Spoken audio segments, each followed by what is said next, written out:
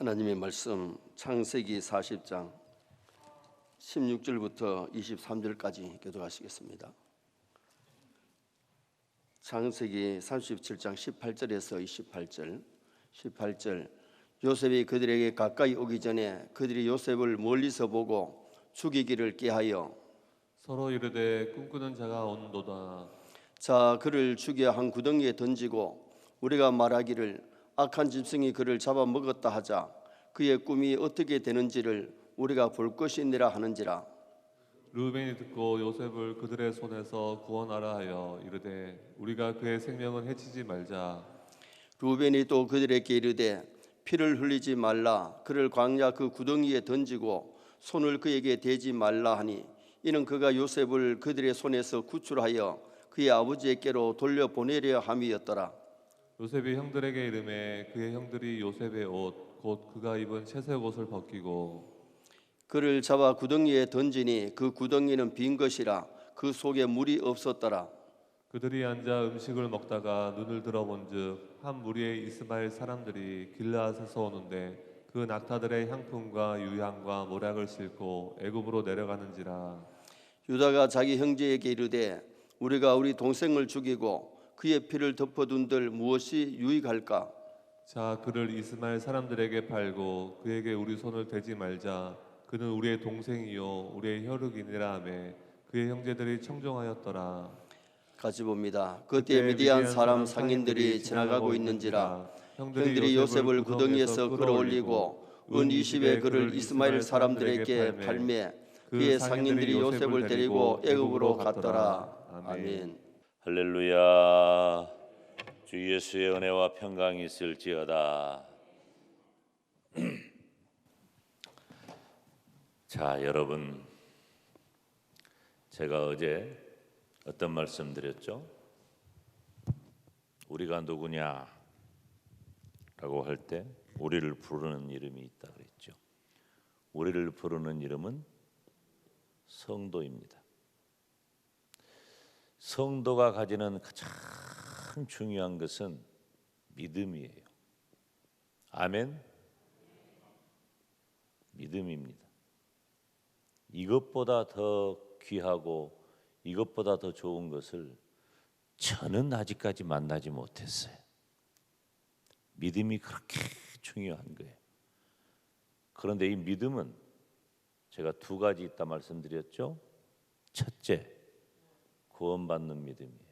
할렐루야. 이건 내 생명이에요. 생명. 구원받는 믿음은 생명에 해당하는 거예요. 내가 죽느냐 사느냐, 천국 가느냐 지옥 가느냐 하는 문제예요. 이건 이러지도 못하고 저러지도 못해요. 그리고 내 마음대로 되는 것도 아니에요. 구원은 하나님에게 있는 줄 믿습니다. 그러니까 내가 구원받았다고 하는 것은 이건 놀라운 일이에요. 내 일이 아니거든. 물론 넓은 의미에서 보면 내가 할 수 있는 것은 아무것도 없지만 특별히 구원받는 믿음에 대해서는 착각하지 마세요. 내가 믿어서 구원받는다? 믿음은 내 것이 아니에요. 구원받는 믿음은 100% 완전히 하나님의 은혜인 줄로 믿습니다. 지금 우리가 이 새벽에 이 자리에 있는 것 자체가 기적 아닙니까? 뭐 때문에 그래요? 내가 가진 믿음 때문이잖아. 내가 가진 구원의 믿음 때문에 우리가 모든 것이 가능한 거예요. 또 한 가지 믿음은 뭐냐? 삶이라 그랬어요. 삶. 어떻게 사느냐? 우리가 이건 기본적인 거니까 이번 집회 동안은 이 삶에 대한 문제를 살피는 거예요. 예수님을 믿는 성도가 삶으로 드러나는 믿음을 실제적 믿음이라 그래요.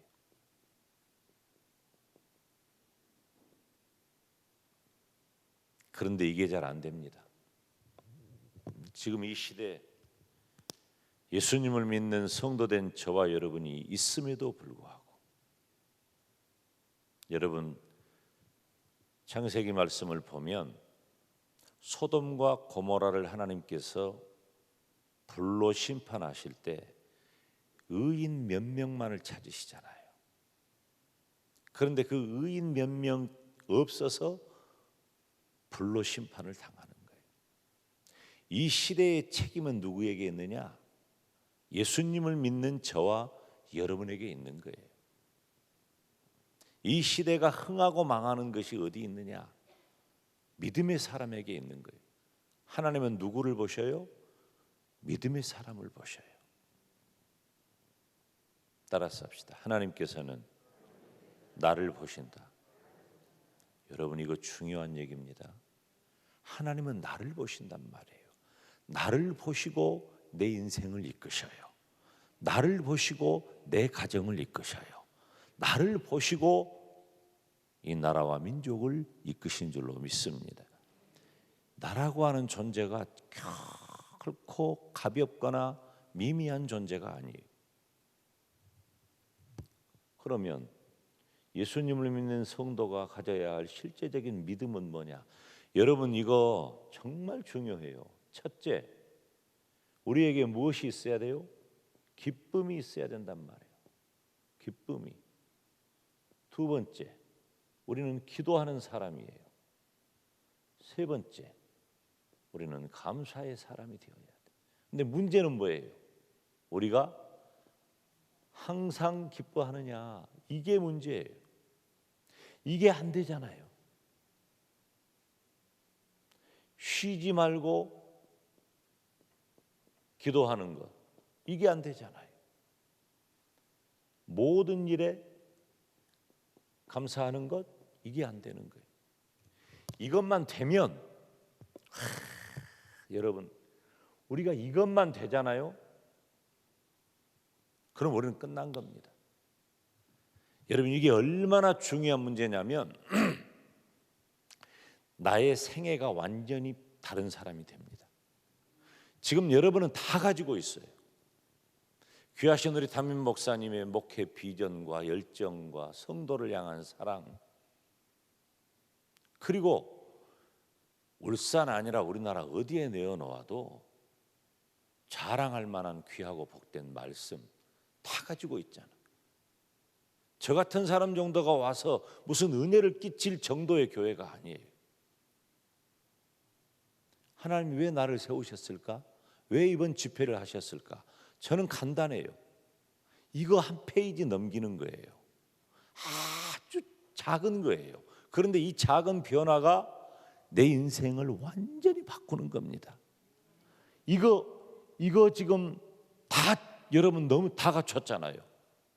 우리 세영교회가 안 되는 게 뭐 있고 없는 게 뭐 있어요. 자랑할 만하잖아요. 뭐든지 감사하고 뭐든지 좋잖아요. 그런데 문제는 내가 실제로 내 삶으로 드러나는 믿음이 진짜냐 아니냐, 이 차이가 중요한 거예요. 여러분 보세요.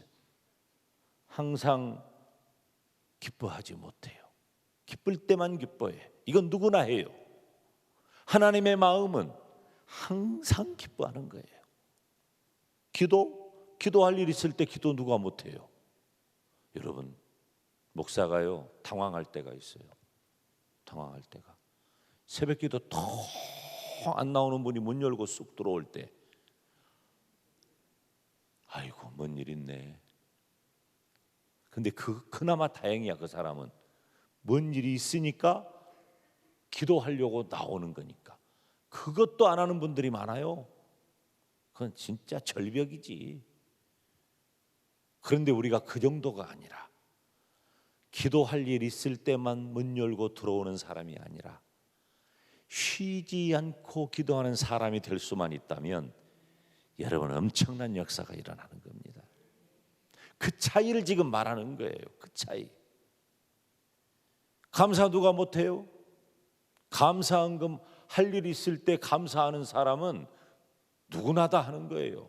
감사헌금 할 일이 생겼는데 감사 안 하면 그건 정말 이상한 거지. 그건 정말 이상한 거지. 그러니까 감사할 일 있을 때는 다 감사한다니까. 그런데 나를 향하신 하나님 아버지의 마음은 모든 일에, 따라서 합시다, 모든 일에 감사하라. 이거 됩니까? 안 돼요. 조금은 되려고 애를 수도 있어요. 애쓸 수도 있어요. 그러나 안 돼. 그런데 이것이 되는 사람, 구약 성경에 요셉을 본 거예요. 여러분, 이 요셉이라고 하는 이름이 굉장히 좋은 이름입니다. 요셉은 우리가 이렇게 여행을 해 미국 기독교 국가잖아요. 관광지 같은 데 보면 그 이름 명패 같은 것, 그 기념품들이 상당히 많아요. 거기 보면은 뭐 아브라함도 있고 또 다윗, 그다음에 요셉, 다니엘, 이런 이름이 영어 이름에서 아주 인기가 있는 이름이에요. 그러니까 그곳에 보면 제 이름은 뭐게요, 영어로? 제 이름은 데이빗이에요. 데이빗. 다윗을 내가 개인적으로 좋아하기도 하지만 김용대 데이빗, 아주 쉽게 지은 거예요, 스스로. 근데 물론 다윗을 너무 좋아서 그래요. 제가 가서 보면 데이빗 찾아요. 그런데 그 이름들 중에 방금 말한 몇 가지 이름이 별로 없어요. 다 사가버렸어. 이 요셉이라고 하는 이름은 영어 세계에서는 굉장히, 영어 세계는 대체적으로 기독교 국가입니다. 대체적으로 인기 있는 이름입니다. 우리 아들 이름이 요셉이에요. 사실은 김주성이에요, 제 아들은. 그런데 김주성인데 영어 이름을 조셉이라고 제가 또 지어줬어요. 너무 좋아하니까. 우리가 생각하는 요셉은 어떤 사람입니까? 요셉은 제가 규정하는데 명품 인생을 살다 간 사람입니다. 요셉은 한마디로 말하면 형통한 사람입니다. 뭐 때문에 그럴까요? 애굽의 총리가 되어서 천만의 말씀이에요. 그건 나중 일이에요. 요셉이 지금 창세기에 보면은요, 아브라함, 이삭, 야곱, 요셉 네 사람의 이야기를 기록하고 있어요. 창세기에 보면 그 중심된 인물, 물론 그 전에도 다른 인물들이 있었지. 그런데 창세기 12장 이후에는 아브라함, 이삭, 야곱, 요셉의 이야기가 주로 기록이 돼 있고, 그 중에 37장부터 50장까지는 요셉에 대해서 기록해요. 많은 분량을 기록합니다. 그만큼 하나님께서는 요셉에 대해서 하실 말씀이 많이 있다는 거예요. 요셉은 중요한 인물입니다. 그러면 요셉이 사람들이 아들을 낳으면은 짓고 싶은 이름일 정도로 우리가 기억하는 명품 인생이 된 이유는 도대체 어디에 있을까? 한 소년이 있습니다. 그 소년이 집에 들어가서 엄마! 하고 부르면 왜? 방문 4개가 열리면서 대답을 하는 아이입니다.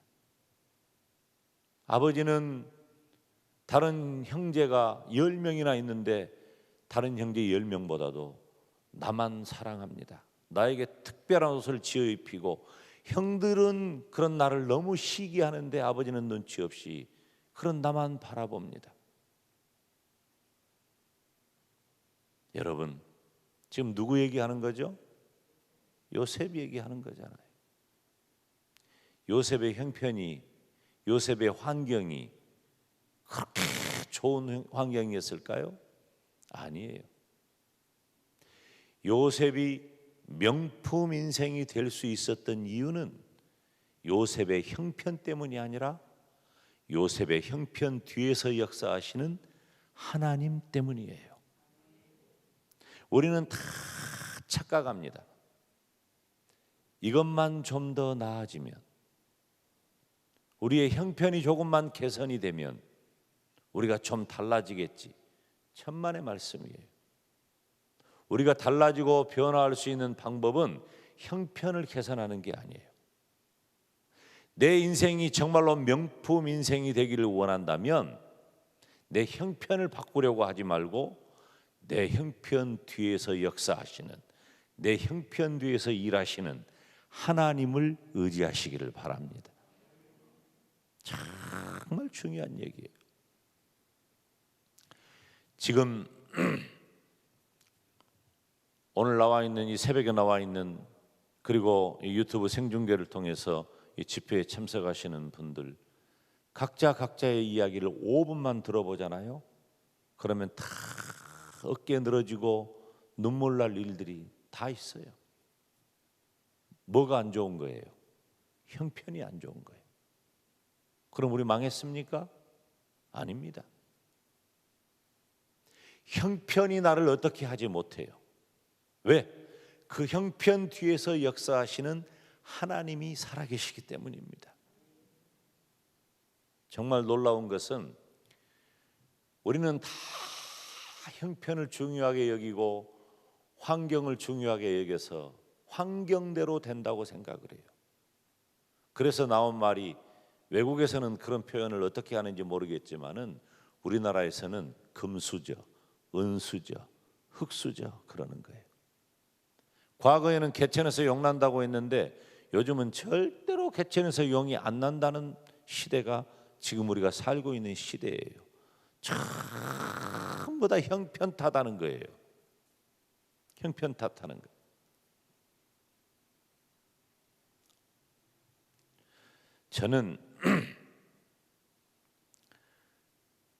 저는 아버지를 모릅니다. 아버지는 제가 2살 되기 전에, 좀 더 정확하게 말씀을 드리자면 제가 돌 지나고 몇 개월 되지 않아서 아버지가 돌아가셨어요. 그러니까 1960년대 초반에 아버지 없는 여인이, 더구나 제 엄마 뱃속에는 제 여동생이 있었어요. 그때 제가 태어났을 때, 내가 태어났을 때 형편이 어떠했는지 내가 만약에 알았다면 태어나고 싶지도 않았을 거예요.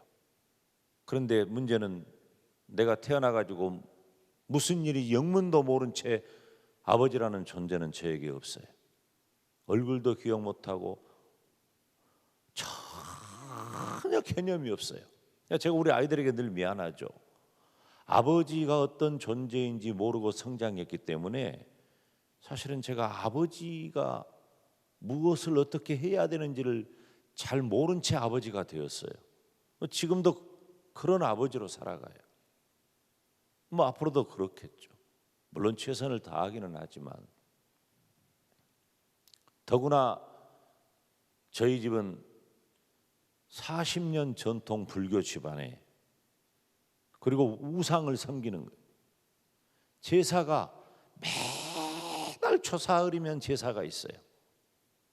그것뿐만 아니라 생일날도 제사를 지내더라고. 상을 차려놓으니까. 그러니까 제 생일이 9월 음력으로 2일이고 제 여동생이 음력으로 9월 6일인데 2일날 상 차려놓고 그 다음 초사흘날 또 상 차려놓고 또 있다가 6일날 또 상을 차려놓는 집안이 저희 집안이에요. 아마 우상 섬기는 걸로 우리가 세상적인 무슨 복을 받았다 그러면 저는 우리나라 경제면에 날마다 나와도 괜찮을 정도예요. 그렇게 우상을 섬기는 걸 좋아했어요. 아버지가 안 계신 집에서 제가 성장을 했는데요. 여러분, 홀로 된 여인이 할 수 있는 것은 별로 없었어요. 제가 어렸을 때 엄마가 밤이면 안 계셔요. 두부공장에 가서 일하셔. 두부공장에 가서 일하시면 아침에 올 때 그 하얀 두부 한 모하고 그 다음에 기름에 튀긴 두부 한 모를 가지고 오셔요. 유부. 어린 마음에, 제가 지금도 두부를 좋아하긴 하지만은 엄마 고생한 거 모르고 먹었던 것 같아요. 그런데 엄마는 또 미용 기술이 있으셔가지고 골목에서 동네 아줌마들 머리 잘라주고 파마해주고 고데해주고. 그런데 저희 집의 형편은 아무것도 개선되지 않아요. 그때 우리 집이 이런 구조를 가지고 있었어요. 이렇게 작은 골목이에요. 작은 골목인데 집들이 이렇게 다 있는 거예요. 다. 그럼 집이 구조가 어떻게 되었느냐? 집 구조가 이 부엌, 이게 부엌, 그리고 이게 방 하나예요. 우리 동네가 그랬어요. 거의 이런 구조를 가지고 있어요. 그냥 가난하고 정말 힘든 사람들이 모여 사는 판자촌이죠. 그런 집에 살았어요. 이곳을 벗어날 가망은 거의 없었습니다. 그런데 제가 초등학교를 가게 됐어요. 그때는 국민학교였지. 초등학교를 가게 됐는데 어라? 내가 세상에 없네. 호적으로 아버지가 돌아가시면서 그냥 돌아가신 거예요. 아무것도 안 해놓고. 그러니까 초등학교 가야 되니까 그때 어머니가 돌아가신 아버지하고 혼인신고를 합니다. 혼인신고를 하고 제 출생신고를 합니다. 여동생하고. 그리고 나서 아버지를 바로 사망신고를 해요. 지금 말이니까 그렇지 얼마나 여인 혼자의 몸으로 기가 막힌 일입니까? 원래 제가 이 전라남도 광주 근처에 가면은 담양이라고 하는 이 대나무 유명한 그 딸기 잘 많이 나는 그 유명한 동네가 있는데 원래 제 본적이 그쪽이에요. 근데 엄마가 얼마나 속이 상하면 제 호적을 바꿔버린 거예요. 광주로. 그래서 저는 본적이 광주로 돼 있어요. 초등학교를 가야 되는데 엄마가 계속 그 생활 하시는 거예요. 밤에는 두부공장 다니고 낮에는 미용 해가지고 겨우겨우 생활을 해 나가는데 제가 학교 갈 때가 되니까 엄마가 마음이 확 달라져요. 엄마가 마음이 내가 이래가지고는 내 자식을 키우고 살 수 없겠다. 달라졌어요. 그런데 그때부터 어머니가 손대는 것이 다 돈이 됩니다. 기적이 일어난 거예요. 그리고 제가 초등학교 다니는 그 기간 동안에 저희 집은 어마어마한 부자가 됩니다. 우리 동네에서 제일 부자가 돼요. 땅도 많고 돈도 많고 집도 많고 그런 집이 돼요. 거의 준재벌처럼. 여러분 저를 보세요. 이거 저 어렸을 때 영향으로 이 정도 상태가 유지된 겁니다. 제가 잘 살았어요. 왕자처럼 살았습니다. 왕자처럼. 제 여동생은 물론 공주처럼 자랐죠. 그런데 중학교 3학년 되는 어느 봄날에 정확한 날짜를 제가 말씀을 드리면 3월 16일입니다. 오늘 며칠이에요? 3월 며칠 안 남았네요. 3월 16일 날 학교 갔다 돌아오는데 집안이 캄캄합니다. 촛불이 켜져 있고 어머니를 둘러싼 수많은 사람들이 있어요. 어머니가 갑자기 그 전날 밤에 쓰러지신 거예요. 전신마비가 온 거예요. 이유를 알 수 없어. 아직까지도 몰라요. 이유를 알 수 없는데 전신마비가 왔어요. 전신마비가 오니까 저희 어머니께서 그때 금융업, 부동산업, 그리고 요즘으로 말하면 요즘은 그런 게 없죠. 신용카드가 워낙 잘 돼 있으니까. 그때는 월부라 그랬어요. 월부. 그런 일을 하셨는데 어머니하고 경제적인 관계를 맺었던 모든 사람들이 어머니가 전신마비가 오니까 용대 엄마 죽는다네. 온 동네 소문이 난 거예요. 그러니까 어머니한테 돈을 가져간 사람은 자라목 들어가듯이 쑥 들어가서 안 나타나고 어머니에게 받을 것이 있는 사람들만 다 나온 거예요. 그래가지고 어머니가 쓰러져 계시는 동안에 우리 집을 사람들이 왔다 갔다 하면서 뭐 돈 될 것 없나 이렇게 어머니가 깨어나셨어요. 저희 어머니 성격이 대쪽이셔요. 깨어나서 보니까 너무 괘씸하거든. 전부 오라 그랬어. 다 오라고. 이럴 수가 있냐.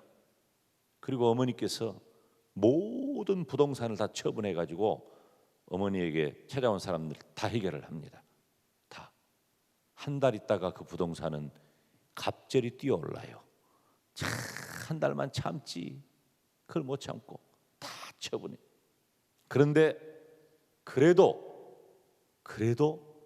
남아있는 게 있잖아. 그러니까 서울로 말하면은 옛날로 말하면 명동, 지금으로 말하면 무슨 압구정이나 신사동 이런데, 울산은 어딘지 모르겠지만은 그 광주에 충장로라고 하는 곳이 있는데 그곳에 큰 식당을 하나 할 정도로 아직 남아있는 게 있었어요. 그런데 석 달 있다가 갑자기 건물 주인이 와가지고 세를 달라고 하는 거예요. 어머니가 깜짝 놀란 거예요. 어머니는 전세인 줄로 알고 있었는데 우리 집 재산을 정리를 해주는 우리 옆에 살고 있는 제가 삼촌이라고 불렀던 그 분이 사법고시가 안 되고, 그때 지금은 법무사인데 그때는 사법서사라고 그랬죠. 사법서사 그 서기 하던 분이 있어요. 그분이 이제 한마디로 말하면 사기를 친 거지. 재산을 다 빼돌리고 전세인 것처럼 해가지고 들어가서 석 달 것 주고 3개월 뒤에 달라고 하니까 이제 완전히 망해버린 거예요. 그때 망해버린 거예요. 그때 망해가지고 어디로 갔을까요? 골짜기, 넘밭이 있는 골짜기. 그러나 제가 다니는 학교 가까운 곳으로 이사를 갑니다. 한 달에 3,000원. 누우면 1번 버스, 19번 버스가 지나다니니까 먼지가 솔솔 들어오는, 흙먼지가 들어오는 그런 집으로. 여러분, 부자가 망하면 몇 년 간다고요? 그건 거짓말이에요. 안 당해본 사람은 몰라요. 완전히 쫄딱 망했습니다. 저희 집 형편은 거의 준재벌처럼 살다가 갑자기 거지가 된 거예요. 목사님, 혹시 저에게 오늘 점심 몸에 좋은 보리밥을 주실 생각이 있다면 절대로 안 먹습니다. 저는 보리밥 안 먹어요. 여러분, 보리밥을 하려면요 어떻게 해야 되는 줄 알아요? 보리쌀을 가지고 한번 삶아요. 보리쌀을 삶아가지고 건져놨다가 나중에 밥할 때 다시 쌀과 함께 넣어서 하면 그때 보리쌀이 적당하게 퍼지는 거야. 그래서 보리밥이 맛있는 보리밥이 되는데 우리는 그럴 형편이 안 됐어요. 꼭 나를 시켜 16, 17살 된 소년에게 영대야 가서 보리쌀 좀 사와라. 그러면 보리쌀을 사러 가가지고 보리쌀 한 가마니 주세요. 이 정도는 돼야 하잖아. 아니에요. 한 끼 정도 해결할 보리쌀 한 공기 정도 사오는 거예요. 돈 몇백 원도 안 되는 거 가지고 그걸 꼭 나를 시켜. 얼마나 자존심 상한지. 근데 문제는 내가 철이 늦게 들어가지고 그런 것 저런 것도 모른 채 그래도 그 일을 했다는 거예요. 보리쌀 사가지고 저 뒷산에 가서 이 솔 가지 마른 거 있거든. 솔 잎사귀. 그걸 긁어다가 그걸로 밥을 해. 그리고 방도 따뜻하게 해요. 그러면은 앞서 말씀을 드렸지만은 보리쌀이 좀 퍼져야 먹게 되는 거 아니에요. 근데 안 퍼지니까 미끌미끌 해가지고 반찬은 간장 한 종지. 여러분, 그거 먹고 앞뒤로 배출해 봐요. 기가 막히지. 저희 집은 완전히 망했어요. 김용대 인생은 거기서 끝난 거예요. 그런데 놀라운 일이 생깁니다. 제가 이사간 그곳이 직선거리 100m도 안 되는 곳에 교회가 있는 거예요. 이 교회 얘기는 나중에 또 등장을 합니다. 제가 말씀을 전할 때 그때 할 거예요. 그 교회에 출석하면서 제가 고등학교 1학년 때 예수님을 믿게 된 거예요. 예수님을 믿은 다음에 제 인생은 완전히 달라졌어요. 바로 믿음으로 구원받는 역사가 내 인생에 생겨난 거예요. 그리고 그때부터 하나님께서 내 인생을 이끌기 시작하셨어요. 물론 그 전에도 하나님은 나를 알고 보셨겠죠. 제 형편은 나아진 게 없습니다. 여전히 가난하고 여전히 고독하고 여전히 사람들에게 무시당하는 그런 환경입니다. 그런 달라진 게 하나 있습니다. 내 형편 뒤에서 하나님이 일하신다는 것이 분명해졌습니다. 사랑하는 여러분, 우리는 대체적으로 무엇을 원합니까? 아파트 평수가 좀 나아지기를 원하신가요? 통장의 잔고가 좀 늘어나면 좋겠어요? 그러면 우리들의 인생은 지금보다 훨씬 더 명품 인생이 될까요? 천만의 말씀이에요. 천만의 말씀이에요. 요셉은 그 형편이 어떻습니까? 요셉은 그 집안 환경이 엄마가 4명인 복잡해요. 형들은 나를 죽일 정도로 시기하고 질투해요. 결국은 구덩이에 빠뜨리고, 구덩이에 빠뜨려진 요셉은 결국 형들에 의해서 팔려가고 지금도 구덩이에 있는 거예요. 요셉의 환경이 바뀐 것은 아무것도 없어요. 그럼에도 불구하고 요셉의 생애가 걸작품 생애가 된 것은 요셉의 환경 형편이 바뀌어서가 아니라 그 형편 뒤에서 일하시는 하나님 때문에 요셉의 인생이 명품 인생이 된 줄로 믿습니다. 우리는 다 착각해요. 뭐가 좀 나아지면 내 인생이 바뀌려나? 천만의 말씀입니다. 천만의 말씀. 우리가 힘들고 어려울 때, 내 인생에 문제가 꼬이고 무언가 해결점이 보이지 않을 때 우리의 태도는 어떻게 해야 될까요? 첫째로 하나님께서 나를 붙잡고 계시다는 것을 인정하시기를 바랍니다. 내 형편 뒤에서 일하시는 하나님은 형편에 매여 있는 나보다도 하나님께서 나를 오히려 붙잡고 있다는 사실을 깨닫는 것이 훨씬 중요해요. 이 믿음인 거예요. 그리고 요셉이 얼마나 기가 막힌 시간을 지냅니까? 13년 동안 노예로 팔려간 노예 생활을 하고 억울한 누명을 써서 감옥에 갇히고, 이것이 요셉이 경험했던 첫 애굽에서의 13년 생활입니다. 17살 소년이 13년 동안을 그렇게 지낸다고 생각했을 때 그 소년이 가지고 있는 요셉에게 미칠 영향, 문화적인 환경, 여러분 더구나 부모의 곁을 떠납니다. 자기가 살던 곳을 떠납니다. 언어가 다르고 문화가 다르고 환경이 다른 곳에 던져집니다. 더구나 하나님을 섬기지 않는 이방 땅에 던져지는 거예요. 그런 요셉인데 그렇게 엄청난 어려움이 다가올 때 내가 만약에 연단받는 시간이라고 느껴진다면 나를 하나님 앞에 맡겨버려야 돼. 맡기는 거예요. 그리고 나를 쓰실 수 있도록 하나님 앞에 나를 드리는 것이 중요합니다. 여러분, 제가 정말 중요한 그리고 너무나 뻔한 진리 하나를 말씀드린다면, 지금 여러분이 만나고 있는, 여러분이 경험하고 있는, 여러분이 둘러싸고 있는 그 형편이 여러분을 어떻게 하지 못합니다. 우리는 결과가 보장된 사람이에요.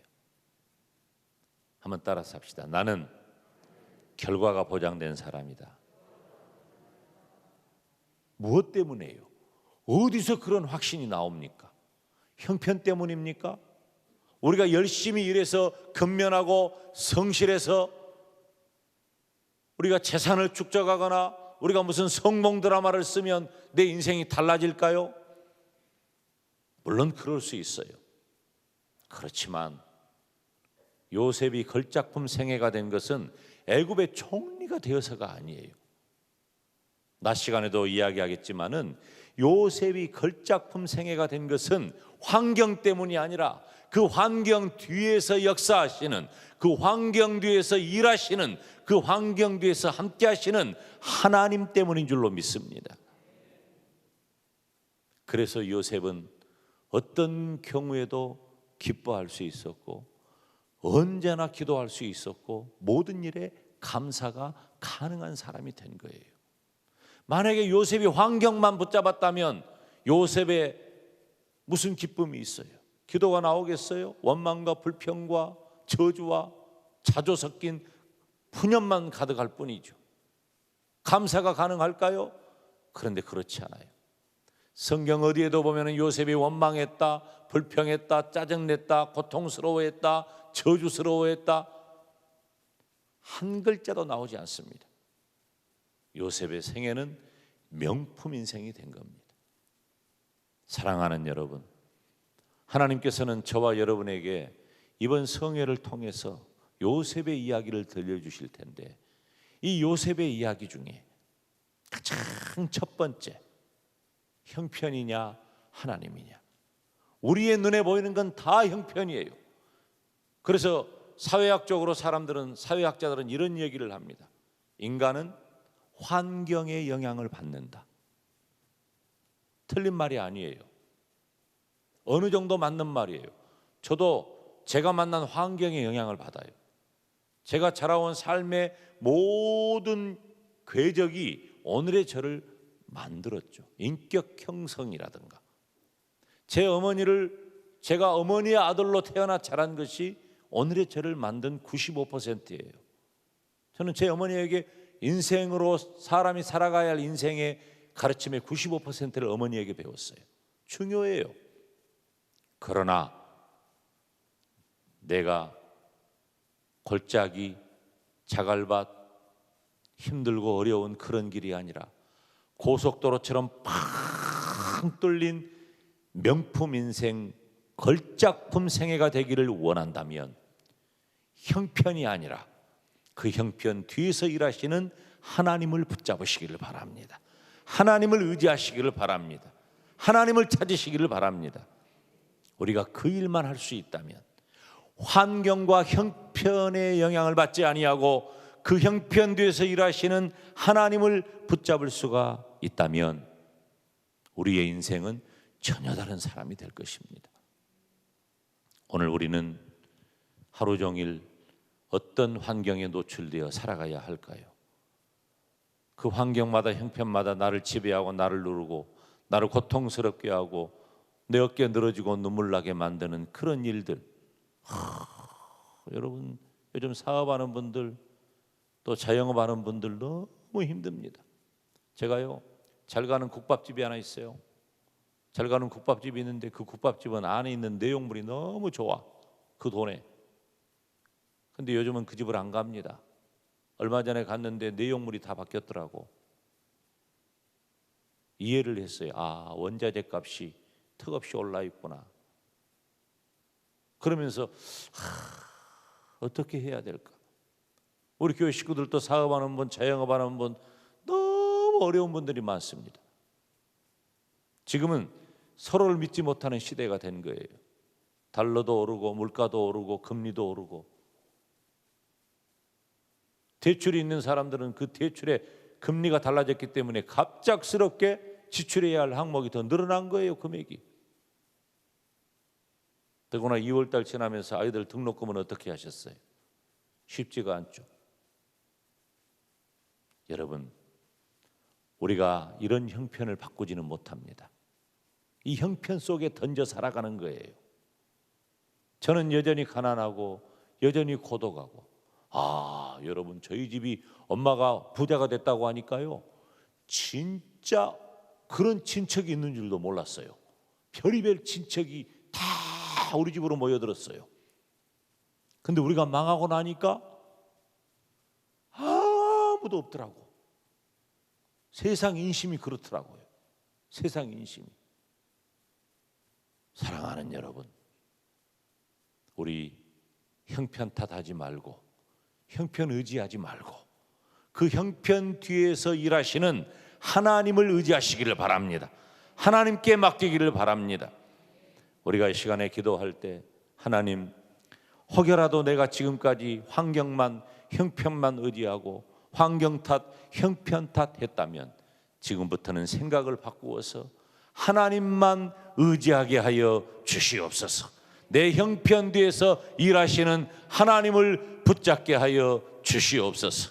두 손 들고 주님 이름 부르며 기도하면서 자유롭게 돌아가십니다. 주님 이름 부릅니다. 주여.